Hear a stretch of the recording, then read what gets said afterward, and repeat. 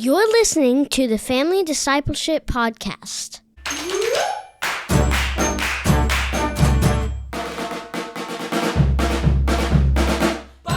Welcome to the Family Discipleship Podcast. We're here to equip and encourage Christian parents to lead their families. We're now posting every other Monday all year long. This is Adam Griffin, and I'm here with my incredible co-hosts, guys. Mrs. Cassie Bryant and Mrs. Chelsea Griffin in the same room at the same time. Back together. At the same table, back together again. I feel like I've been on sabbatical from Family Discipleship Podcast. Oh, in the best way or the worst way? Well, it's fine. I just always see on your calendar that you're going to go do an episode. and I'm like, oh, I'm busy. Well, welcome back from sabbatical. I'm glad you're here. Thank you. Yeah, we're actually in a new place. Today we are at Eastside Community Church. We've only podcast here once before. Do you remember that, Chelsea? Yeah, we did a live episode here. Yeah, we did. Yeah, we did a live episode here. We're back at Eastside because, listeners, this is brand new. This might be info for even some people at Eastside, but as of this fall, the Family Discipleship Podcast is an official ministry of Eastside Community Church. Amazing. Let's go. Praise the Lord. Thank you, Eastside.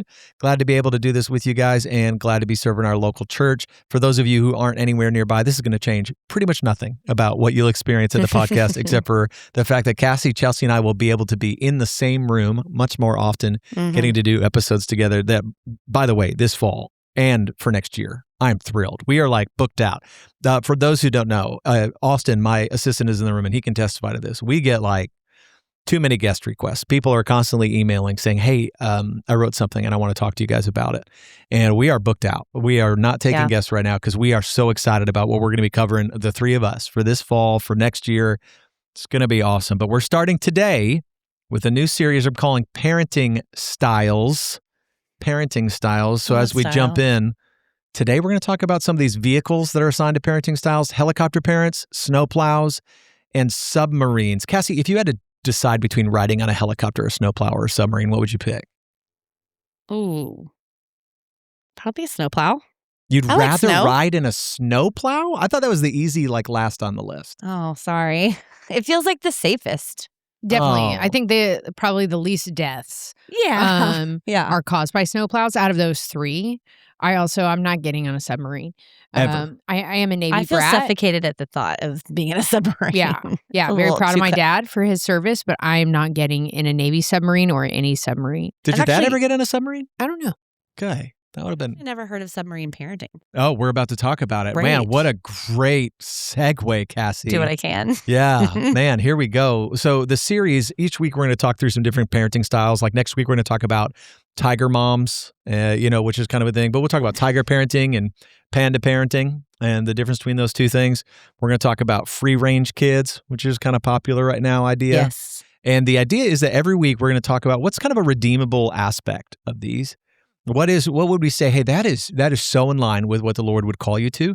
And what are either like the extremes that we need to be cautious about, or what is ungodly that we really need to kind of ferret out of whatever we're going through. So today, like I said, we're going to talk about helicopters, and we're going to talk about snowplows, and we're going to talk about submarines. Now, you'd never heard of submarines, but let's talk about helicopters for a second, Cassie. When you hear helicopter parent, what comes to mind for you?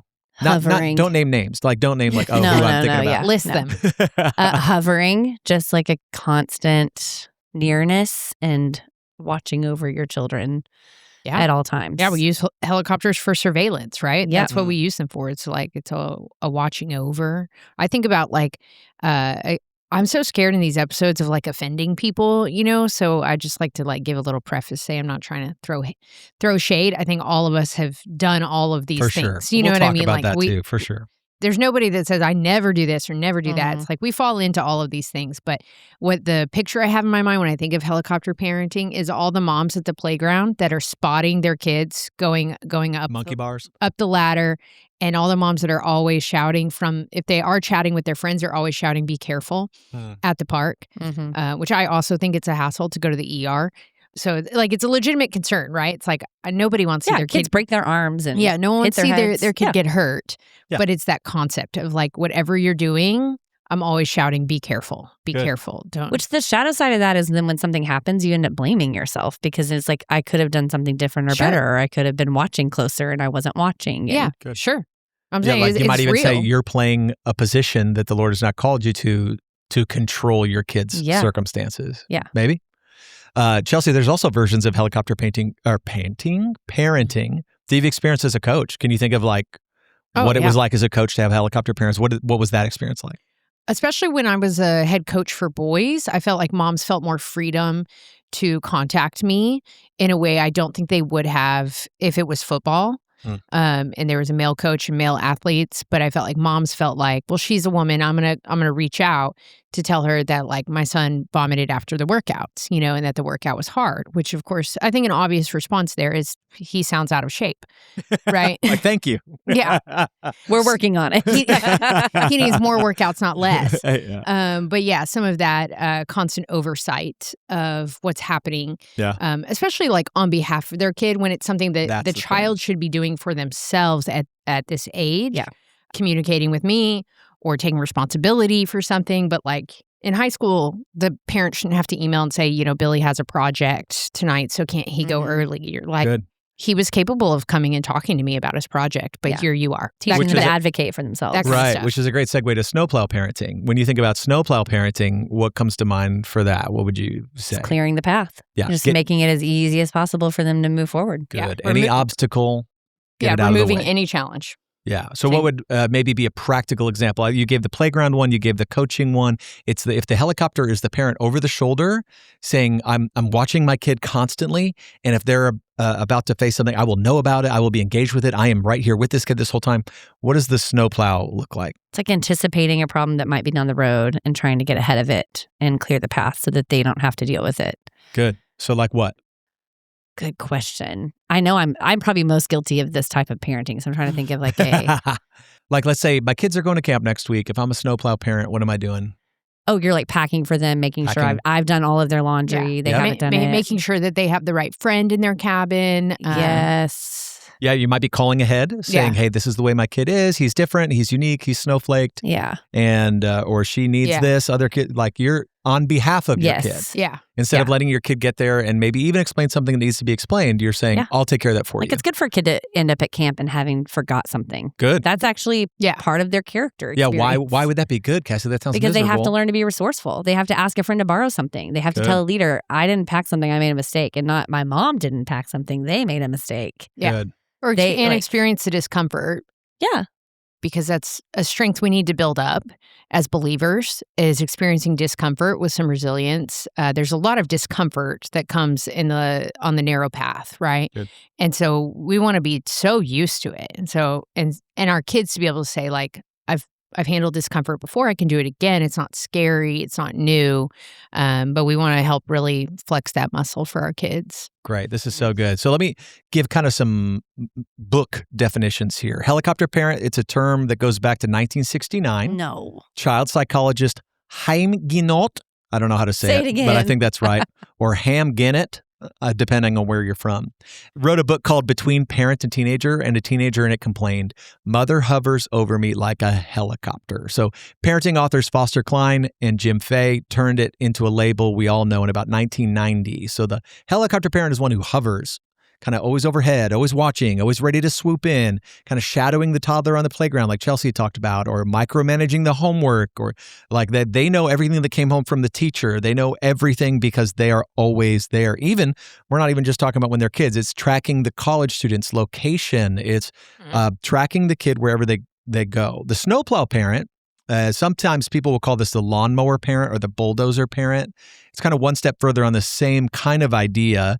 The term's much more recent, like 2019, really comes around the college admissions scandal. If you guys remember that, where they found out that all these kids, I think, were getting into USC because their parents were kind of paying. They weren't passing the test. The parent was making it possible because they were removing the obstacles in the way. So the New York Times described that as snowplow parenting. Quote, machines chugging ahead, clearing any obstacles in their child's path to success so they don't have to encounter failure, frustration, or lost opportunities. So if the helicopter is one who watches and reacts, the snowplow is the one who's out in front, clearing the road before the child ever even gets there. So it's the one who calls the teacher to say, hey, my kid got this grade and I've got a problem with it and I think you graded wrong. It's calling the coach instead of the kid talking to the coach and saying, hey, this is what my kid needs, or you're not giving them enough playing time, or it's on behalf of the kid or instead of the kid trying to make their life easier. So even like we've seen this where parents will call coaches in college, parents will call professors in college, parents even will call people's bosses in the workplace. Yeah, we get phone calls from moms. Do you really? From like nurses? In the application process, yeah. Oh my goodness. And the applicants don't understand it really hurts their process. They think, hey, my mom's advocating for me. This is great. Probably, but or they don't even know. They might not even know. Yeah, they may not know, and we don't ask them, but it hurts the process because we have to assume she's not very mature. Yeah. Right? Mm-hmm. And we need people and we to assume your mom's not going to work here. Right. Yeah. So as soon as, mom calls the hospital and says, why didn't my daughter get an interview or why didn't she get the offer, or calling to check on her application process, What that kind of point we're stuff. We're going, this is not a good fit because we're looking to hire adults, not children. Oh, man. We've had it even with church membership. A parent will call to ask if we've had a parent call and say, my kid didn't make it into the membership class. Is there a way? Oh, wow. To make room for them. We really want them to join. We're like, great, we'll have another one in a couple months. It'd be neat to hear from them because they obviously really want to join also since they're the one contacting us. I've heard versions of that too at churches where the parent will kind of swing their weight around, where either like how much they give or how prominent they are as a member, where they're like, I want this for my kid. And so just so you know, this is whose kid we're talking about is kind of the way they play it off. That's never happened at Eastside. I did that last summer. You did? I'm just going to confess. Yeah. Let's hear it. So the kids get on the bus for camp, and in the past, they've been able to have their phones until they get to halfway point, and then we take up phones. And then once my daughter's on the bus, I was like, oh, there will be no phones on that bus. So yours kind of the opposite way. You were trying to give her an impediment much sooner. Well, but you're I was trying to protect. I was trying to make it to where she wouldn't get exposed to something on a bus. I got you. Were you on the bus too? No, I was in a separate car because I go as camp mom. But still, I was just kind of like, no, we don't need to have phones. There's like the span of grades. Yeah. But I hadn't thought through it until it was my kid being impacted. Yeah. So I'm just saying I'm guilty too. I'm also. We all are. Yeah. So we got snowplows, we've got helicopters. Now you said you'd never heard of submarine parenting. No, I haven't either. That's because I made it up. Okay? Oh, I like it. You should coin it. Here's what I'm thinking of. Hold on, in 50 years though, it's going to be like in 1926, Adam Griffin. 2026, I hope. Sorry. That's all right. Gosh. I was born in 2026. Yeah, 2026. Coining the Adam term. coined the term submarine Family Discipleship parent. Podcast. Yes. This is what I see. And you tell me if you see this too. It's that the parent doesn't want to appear like a helicopter. So you don't see them, you don't hear from them. They're stealthy. But they have this little periscope that they raise up to be like, but I am checking all the texts. I am watching the location. I am totally aware what's going on. They are like voyeuristically watching the kid's life. And then they are anxious about it. They are worried about it, but they are not maybe as vocally involved in trying to change things. It's more of a sneaky way. Because they want to seem like cool to their kid. Exactly. They want the best of both. Okay. They want to say to the kid, look, I'm not like I'm not one of those helicopter moms. Yeah, I'm cool. But when the kid's not looking, it's like, but I am reading your diary. I am aware of everything going on in your life. I am getting from the other moms what's going on in class because I don't want you to know that I'm getting all that information. And you find your other way to find what I think all of these are looking for, which is a version of control. Yeah, it's about controlling what is going on for your life. You really missed out on ignorance is bliss. That message. Yeah. The more knowledge you have, the more anxious you are, I feel like. Yeah. That's what I thought the submarine was going to be. It was like the head in the sand kind of thing of like, I kind of can't look directly at it. Kind of, I'll just be under here. Rather more like covert. I was thinking of it more like control. Stealthy. Yeah. Like you're hiding, but you're still looking. Like the periscope's up. I can see, but you couldn't tell that I'm here. And it's really built on this belief, all three of them, that your child's best life depends on you watching out for your kid.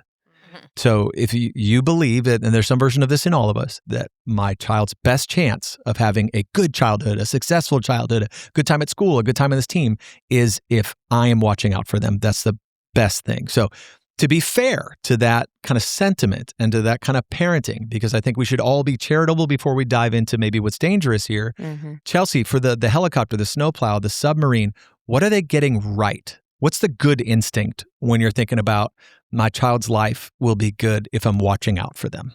Well, the helicopter parent, I mean, all of them, the idea is they care. Yeah.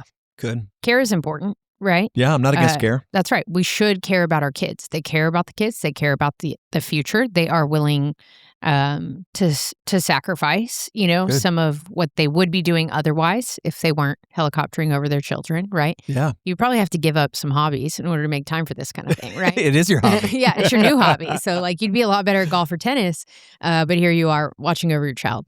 So it's sacrificial in that way. No, but the heart of the parent is going, I want good for my child. Yes. Right? I don't want them to feel pain. I don't want them to break their arm. I don't want them to lose out on academic accomplishments. Yeah. And so I'm over them. Hey, did you do your homework? Hey, did you read your book? All that. So it's an engaged parent. It's an attentive parent. It's Yeah. a caring parent. All of these have some version of like, no, my kids are really important to me. Yeah. And we would advocate for that. They should be. Maybe the problem is what the fuel of those vehicles is, or what is driving that is usually not a altruistic wisdom, but maybe a self-centered fear. Don't you think? Like the helicopter, the snowplow, the submarine is driven by fear. Yeah. Yeah. Every one of those styles, whatever vehicle we're talking about, has some version of when my kid is in trouble, I could control whether or not they experience. I can make it better. It's some version of desiring omnipotence, omnipresence, and omniscience. If I just knew more, if I just was in more places, if I could just have more power, If I could which just of course, be God. yeah, is the lie from the garden, Yep. right? Mm-hmm. Like if I could, I wouldn't need to depend on God if I could just replace him. Mm-hmm. Like even the secrecy, though, the aspect of the submarine where it's like secrecy kind of brings in this almost admitting, like it'd be better if I do this, but I don't want anybody to know I'm doing it. I don't want people to see them. I don't want the kid to know, the teachers to know, but I still want to have control. So Cassie, maybe you were really honest with us earlier. Let's be honest again. Of these three that we're talking through, which one do you feel like most tempted to be in the worst sense? Which one is either the one you're like, yeah, when I am afraid as a parent, this is where I tend to go? It's probably between the helicopter and snowplow, depending on the situation. I don't feel the need to be covert about it. I think my kids know. I don't know. I kind of feel like I have a right to look, and it's fine for you to know that I looked if I'm in question, if your trust is in question or whatever about a text or whatever. But otherwise, I'm going to do my best to protect their privacy. But to me, privacy at this age, I've got two middle school girls and an elementary girl, but I'm like, there are limits, and that's something that will build trust. Will help you have more of that. Like, will help you have more privacy. More privileges with phones, group texts, whatever it is. And so we're going to build towards that. But it would be something that has to trigger me looking like, okay, let me see whatever it is that they're, right now it's email. They don't have phones yet. So they have like their little Gap Watch and stuff. But I think that there was a situation for us to speak, honestly, and be a little vulnerable. Like in second grade, I think I lean on like hey, it's so good for them to have suffering and have hard things happen. It builds resilience. But there was a situation in second grade with one of them that was really hard, and where I ended up, I think I took the foot off the gas of advocacy, and then my kids suffered for it in a not helpful way. And it really took some overcoming for her and then for us as a family. And I think there was a person that was like, we were entrusting with something that wasn't a good steward of their influence. And that was just a huge bummer. And I should have spoken up louder and sooner. I think because there is the role we have to protect. Yeah, totally. Especially at a more vulnerable younger age. Yeah. But then I think to try and course correct that for that particular child, I ended up helicoptering more than I maybe normally would have, because I think there was a regret that I didn't do it sooner, or that I didn't act soon enough, or whatever. Good. But even that lacks the trust that God's going to use that Totally.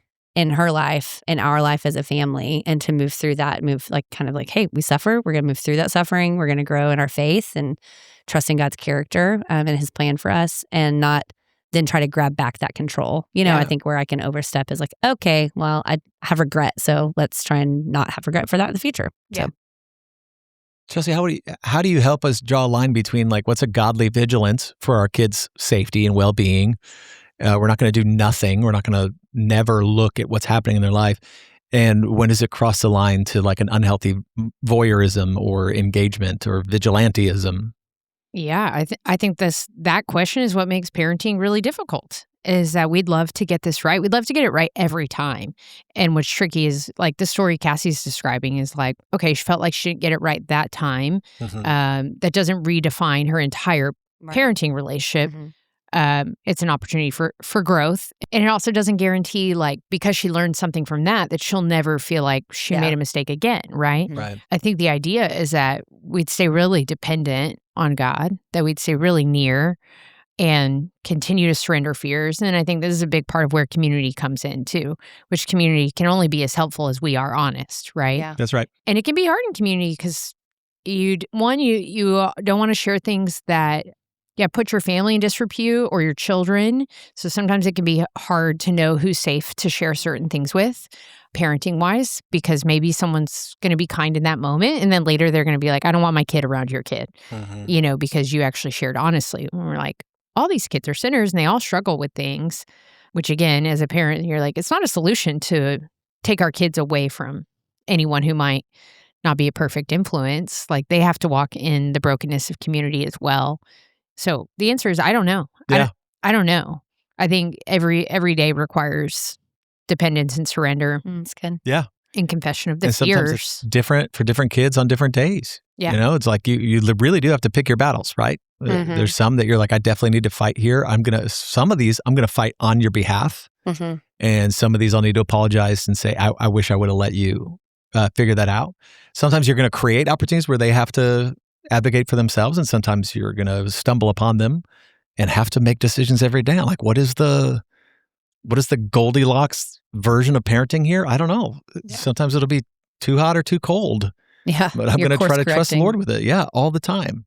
Well, and as Chelsea, your kids get older, I just feel like they're gonna need more oversight, obviously at a very young age, and then you kind of start to open your hands in terms of like, okay, it's time to let them fall. It's Totally. time to let them fail. It's time to let them, and that might be different for most kids, but I would say like if you've got a 7th grader that can't order food at a restaurant, Right. Yeah. that might be a sign that you've helicopter parented. Yeah. Like they don't even know what they want off the menu, and they can't talk to the waiter about it. Yeah. Sometimes you realize maybe if you've got multiple kids in the family, that your youngest kid has never had to do some of the things Right. because the older kid is actually the one who's taken care of that for them their whole life. Yeah. So they've never had to look an adult in the face and Mhm. say, here's what we'd like. Can we have this? Because my brother or my sister has always done that for me. And you realize maybe even as a family, unintentionally, we've created a space where someone in our family never has had to face anything hard. Yeah. Because they're the baby or they're the only girl or they're the only boy or because of my parenting style. And so being... Because they're an adorable little sweet pea. And why would we ever make them do anything hard? Getting personal. Chelsea's the youngest. She's probably talking about herself. I'm This talking is- about Theo. Our youngest, I think, I feel like because we've course corrected, I feel like she's the most independent and can advocate the most for herself. Because I Really? think we almost like after the 2nd grade situation with an older, we like coddled a little bit. And then when in a desire to course correct, we were like, no, you're 5. You can go in and order that yourself, That's you know? great. That's awesome. You can go in and do, because I was like, I'm not going to raise kids that can't talk to adults, you know, Yeah. and advocate Look them for in the themselves. eyes. Say thank you. Tell your coach you're tired and you need a break. Like, that's a good thing. I'm not going to tell them, you know? Okay, Chelsea, speaking of being honest and the call-out world, you've watched me parent for a long time. That's true. 14 years. Which one do you think you would say, Adam, here's where probably you need course correct a little bit, or you've had to? Which one's the most anxious? Oh, wow. I think I don't know. I think the Walmart drone. The Walmart drone. I don't know. Probably the helicopter thing. I don't think you like to see people get hurt physically. Whereas you love to see people Yeah, in pain. I'm here for it. No, As a nurse. No, I think you're you come by it honestly, but you're more cautious. Yeah. Generally. Well, look at right? your careers. I mean, you're a shepherd, Yeah. of people, and you're a nurse. So you see pain every day, Totally.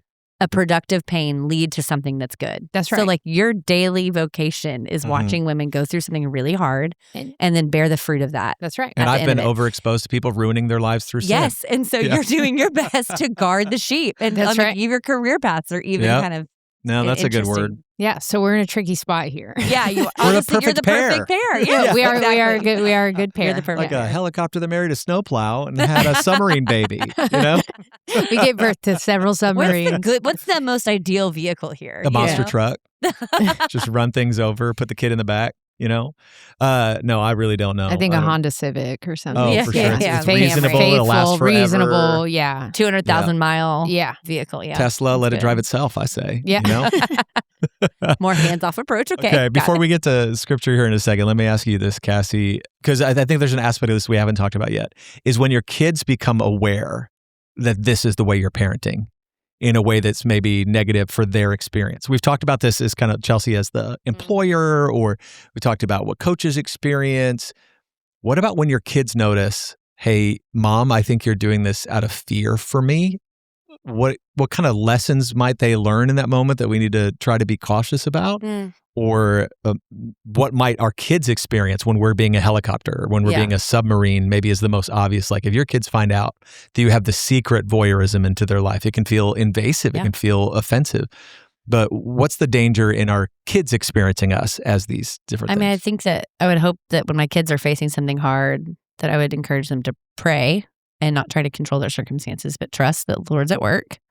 Yeah. And He's going to lead you daily in what you need to do and how you need to respond to that friend, to that teacher, to that failure. Okay, you failed that test. Like, okay, we're going to pray and look toward the next thing. But if they are watching me react differently to hard things, then you could say hypocrisy, but I just think like, well, wait, Mom doesn't trust God with that hard thing. Like she's trying to control. So then why wouldn't I try to control? So I think it's a dissonance in the family values of like when we are afraid or when we, aren't sure of an outcome, what we can do is go to the Lord in prayer. And so what I would want to say to each of these parents, and especially I think the submarine parent, is like, the Lord knows what they're writing and texting. And if we spend as much time in prayer for our children as we did watching them, like trying to get in their business. Yeah.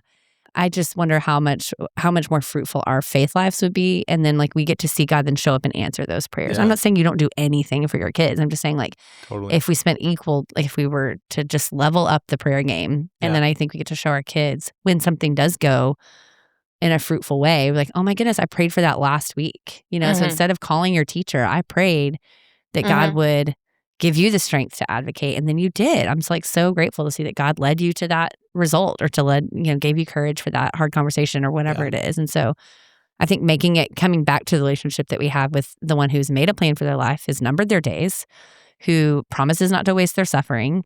Like if we show them we have a relationship with that God and they can too, then I think that leads them to not having to walk in fear and needing to control. Amen. Yeah. Yeah, I think one of the ironies here is that like if it's driven by the idol of like, if I had control, things would be better, sometimes it's that grabbing for control that's actually making things worse. It can make our relationship worse. It can make their circumstance worse. If a kid looks up and goes, I just feel like you won't let me make a decision. You won't let me do anything. And in your heart, you go, no, I'm doing the most to care for you. It can actually put us at odds a little bit, but it can also maybe inhibit your kid's ability to grow from the circumstance they're facing. So you're trying to do your best. And that's why parenting can be it's such an easy thing to fall into guilt and shame over. It's like, I really am trying to do what I think is my best. I really am trying to care. And what I see as like wise care, my kid sees as a helicopter. What I see as like my right as an authority in your life, as your parent, my kid sees as a submarine. Like you're peeking into my life somewhere you shouldn't be. And being able to say, I hope, for conversations where our kids are on the same page, but where we're not, that we as parents would walk in wisdom to say, I am trying to do what the Lord called me to do. The Lord called me to shepherd this family. The Lord called me to care for you and lead you well. And sometimes that might seem like I've overstepped my bounds. And sometimes that might seem like I'm letting you go through something that seems really hard. Sometimes we've made choices for our kids about extracurriculars sometimes on their behalf. And it hasn't always been something they've gone, oh, thank you. Yeah. At least not immediately. Same. Yeah, we're still waiting for a lot of delayed gratitude of them to come around and say, that choice you made was so full of righteousness and wisdom. And 10 more years. I want to thank come around. you. Yeah. My parents are still waiting for some of that from me too. Chelsea, what scriptures come to mind for you when you think about these versions of parenting? Psalm 56:3 says, when I'm afraid, I put my trust in you. And I think it's Psalm 52. It says, but I'm like a green olive tree in the house of the Lord. Looking at our world around us and saying, yes, just because it may feel like everyone is doing something, or I'm missing out, or I'm underacting or overacting or whatever. I want to be that green olive tree in the house of the Lord. Say, I'm okay. I'm with God. Good. And the Bible says that's what's good for me. So, right. But for me, it is good to be near God. It's good for me to be in control. It's good for me to have all the power. Like we talked about, it's so hard to know where to draw these lines, right? We can't walk in complete neglect of our children, and we can't live their lives for them. Mm-hmm. And so, again, there has to be some dependence and some nearness and some trust, some faith to reject fear and to reject the idolatry of wanting everything to go perfect for our kids. That's right. Yeah. Good. If it's driven by perfection, then we'll always be disappointed. If it's driven by perfect safety, we'll always be afraid, you know, because there will always be something that's a threat or a danger, even if it's perceived. But if we're always trusting the Lord, we can do that and care for our kids. Mm-hmm. If it's always trusting the Lord, we can be afraid. We can be in the valley of the shadow of death and watch over these kids. As long as we're trusting God to play his role and us to play ours. Yeah. Right? We have to trust, you know, when there's a difficult diagnosis, and I know there's parents listening out there, and we don't need to share all of our stories either, but the Griffins and Bryants have to deal with hard diagnoses and going, okay, this kid, maybe we need to keep a special eye on, especially in certain circumstances. And that's not ungodly. But if we start to go, it's really bridged over that to I am living in fear because I don't trust the Lord with this kid anymore, then that has, it's stepped into something where I've told God, I know better than you do. Yeah. And I would do this better than you. Psalm 127, which is a great psalm, has a lot about families, but it starts with, unless the Lord builds the house, those who build it labor in vain. And it says, unless the Lord watches over the city, the watchman stays awake in vain. And it says, and I love this line, it's in vain that you would rise up early and go to late to rest, eating the bread of anxious toil, for he gives to his beloved sleep. In other words, if you think that by anxious toil, you're going to make everything work out the way you want it to, you are wasting your energies. Yeah. But you can trust the Lord to build it. What were we going to say, Chelsea? I think like the message translation of that would say, like, you guys think that the Ring camera is preventing crime, but it's actually just allowing you to watch crimes be committed. Again, ignorance might be bliss. You're like, I know what the assailant looked like. Yeah. That's good. That's good. And again, it's not because watching what's happening in your kid's life is bad. Like the aspect of helicopter, snowplow, submarine that you're going, I want to be involved in my kid's life. I'm eager to stay involved in my kid's life. That can be great. But reminding yourself that you're not capable of the kind of watching your child that's going to fix everything for them anyway. And even your best efforts to fix it may actually be what kind of undermines your relationship or their growth. Cassie, if you consider that line for a second from that verse, what would it look like, do you think, for a parent to eat the bread of anxious toil less? What does it look like for a parent to kind of hand back to God their kids and say, I trust the builder of the house? I mean, I think a pause, if there was like a pause button we could push before we send the email, make the phone call or whatever it is, just say, okay, maybe instead of emailing that teacher or calling that coach or whatever it is, I'm going to pause. I'm going to pray. I'm going to trust God with the situation and refuse to think that I can't, in one email, change the outcome of my child's year. That's good. That's good. Chelsea, what happens to the kid who never hits an obstacle because their parent has always gone before them? They're weak and they lack confidence. I think that's a big thing, that that kind of anxious energy around our kids, I think it really impairs a child's confidence. Right? Think about the young woman whose mom calls my hospital saying she should be a nurse, y'all should hire her. Does she feel confident that she can go and get that job? When she finds that out, she goes, I guess I can't do it. I needed my mom. Yeah, I need my mom to, they weren't going to pick me, I guess, unless she went in before me, that kind of stuff. I just think it really impairs their confidence as well as their own belief in themselves to endure hard things. Because as mom is communicating or dad in not so many words, I don't think you can do it. Yeah. Right? Yeah. One of the aspects I think of as a snowplow too that we haven't talked about yet, snowplows clear the way. But the other thing snowplows do, you guys didn't grow up in the north like I did, but snowplows make a pile, which as a kid you love, but they pile things up. And I think the truth is when you're protecting your kids from suffering, you're actually not protecting them from never suffering. You're just piling it up. You're piling it up so that one day when they do have to face something that they never faced, it's going to be bigger. It's going to be more significant. It's going to be harder because they have had no practice with facing obstacles. And the goal of Christian parenting has never been, hey, you need to work on sparing your kids from anything difficult. You are preparing your kid to face a world that may hate them for what they believe in following Christ. And if they never have to see their faith tested, if they've only ever heard, no, Christianity makes you cool, and Christianity is going to be, if we start telling them these kind of safe lies about following Jesus, like it's not going to cost you anything, then they find out, oh, following Christ costs me everything. I don't know if I want to do that. So one of the things I want to do throughout the series, I want to end our episodes with talking about God's fatherhood. And I wonder if we could think for a second about God and helicopter parenting, snowplow parenting, submarine parenting. We know that God sees everything. We know that he's all powerful. We know that he is everywhere.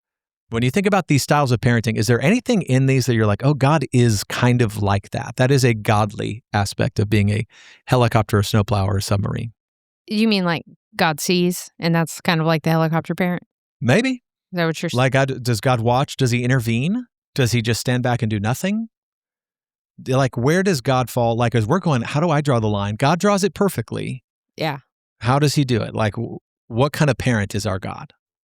Well, he's a perfect parent, but I think this is what creates some of the mystery. Like, yeah, because as God's children, like we often, want things that aren't good for us as well. Like we're just like our children. You know what I mean? We want God to act a certain way, to respond a certain way, and when he doesn't, that is disappointing to us. And that's how our children feel a lot of times too. And we're like, no, this is for your good. Of course, my hope is the longer I walk with the Lord, the more and more and more I trust that with little resistance, and the greater my faith is to say like he's always giving what's best, because that doesn't come easy to a child. But again, that's something that we want to practice over and over and over. But that can be really hard. It's hard to understand God's ways. Totally. His ways are higher.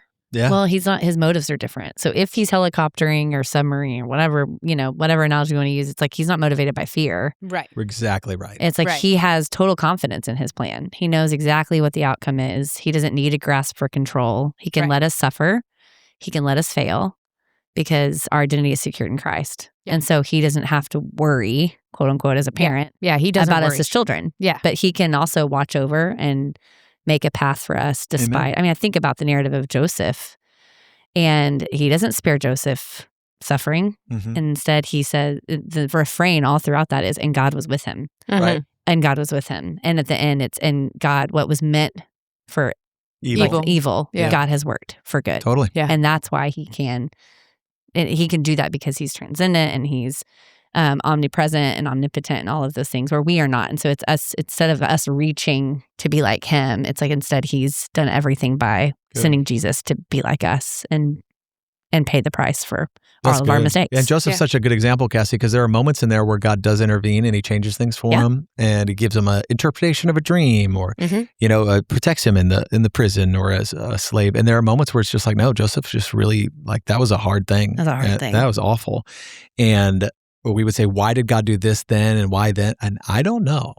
But if you're a parent out there going, I see some tendencies in me where I parent out of fear, and I see some godly versions of looking into my kid's life and watching what my kid is up to, I would just encourage you to remember that the way God loves and parents you is one who knows and can intervene, and sometimes does let you face hard things. And sometimes the hard thing you're going to face is, how am I going to parent these kids? You might be looking at your kid going, I don't know what to do. This one is out of control, or this one does not seem to love their siblings, or this one does not speak to me with kindness in their voice. And that may be the trial right now that you're facing. You're going, God, I'd love for you just to fix this.